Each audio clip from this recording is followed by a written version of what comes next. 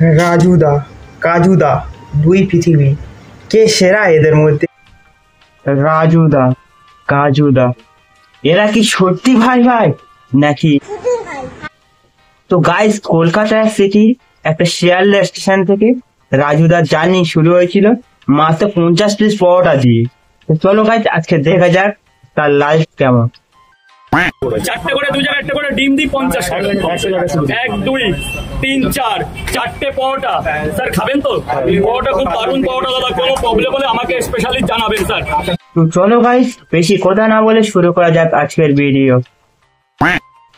রাজুদা দীর্ঘ 15 বছর পরোটা বিক্রি করে এখনো একটা কিছু কিনতে পারছে না। আর কাজুদা যে 2 সপ্তাহ পরোটা বিক্রি করে অডি আইফোন 16 প্রো ম্যাক্স কিনে নিচ্ছে।